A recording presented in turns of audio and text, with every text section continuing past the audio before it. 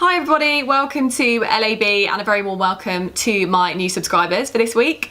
I just wanted to take 5 minutes today to just have a quick chat about the SQE because you might have seen that it received approval from the Legal Services Board a couple of weeks ago. So we are looking at the first stages of approval for implementation, and I just wanted to talk a little bit today about what we know so far, which is actually very little, and I will be doing updates to this video as and when more information becomes available. So I just wanted to cover the basics today. So the SQE stands for Solicitors Qualifying Examination, and this is essentially a super exam, as it's termed, which has been proposed by the SRA as an alternative way of qualifying as a solicitor, which basically abolishes the LPC and the training contract process, which is the process as we know it at the moment. Normally you would either do a law degree or a degree in another undergraduate subject, and then you would either go straight onto the LPC if you did a law degree and then on to the training contract process, or you'd have to do the conversion course and then go on to the LPC and then the training contract process. And that has been the situation for a number of years. But because the training contract process is so competitive, it's so bottlenecked, that the SRA proposed that we open this up in a new way to accommodate another way of solicitors qualifying. Okay, so when is this happening and what does it practically mean for you? So the very earliest this is going to come in is September 2020. So we've got a good couple of years, and it could well be pushed back depending on how the SRA managed to implement it and the approval it gets, etc. So very earliest 2020. And what will happen is it will work alongside the current regime for a number of years. So it won't suddenly be a case of, right, this is implemented, all training contracts are abolished and everyone must go down this route. There will be a slow implementation process whereby you can choose either route. And particularly importantly, if you've already commenced down your legal education route, you don't need to change to it straight away. You can choose to continue down the normal training contract route if you want to, or you can choose to change to the SQE route as long as you've commenced your legal education before it's actually implemented.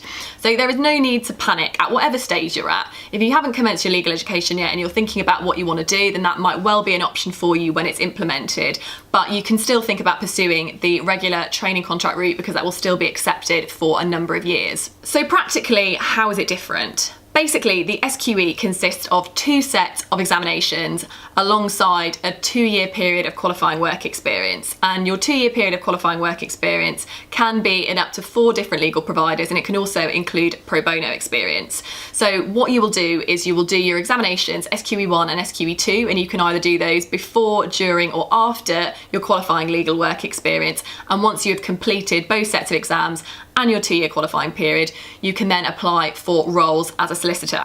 What's important is that even though you may not have to do a training contract, you will still need a job as a solicitor at the end of it. So although it's opening up the ways that you can qualify, there are still only a finite number of jobs for solicitors available, so you will still need to get one of those jobs at the end of it, and it's not an automatic way in or guarantee of a job. However, if you are completing your 2-year qualifying work experience, you may well be offered a job in the provider that you're working in, but there's no guarantee that that will be the case. In terms of what the SQE examinations are going to be like, there's still a lot of preparation and thought that's going into that at the moment, and there is no finite template. It's likely to be a combination of multiple choice questions and legal writing skills and drafting skills. And even if you have done a law degree, unfortunately that doesn't give you any credit towards the SQE. Everybody must complete the same set of examinations regardless of what kind of degree you've done or how much legal work experience you have.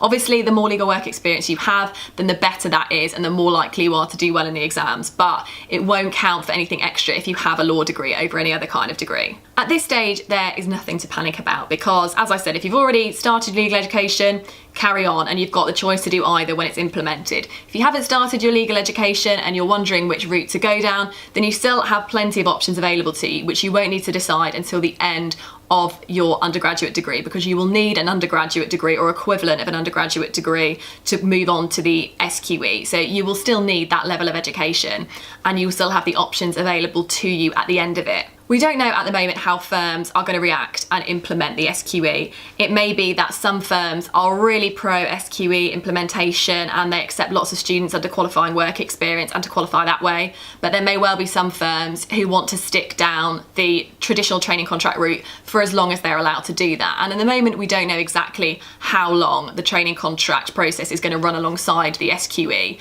but it's likely to be for a number of years where you can still choose to go down either route. So at the moment, there is no need to panic. Yes, the SQE is likely to be implemented at some stage, but we don't know when, and it will be a soft implementation. So you will have the choices available to you.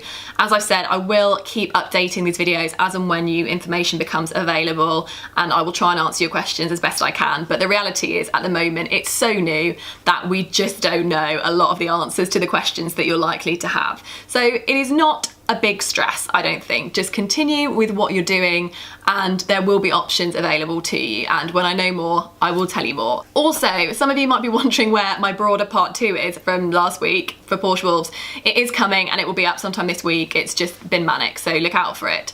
Secondly, last week I told you I had some big news which I couldn't tell you about, but now I can tell you about it. So I am up for another award. Some of you might remember that I was up for the Legal Award for Innovation. I reached the final but sadly did not bring home the win.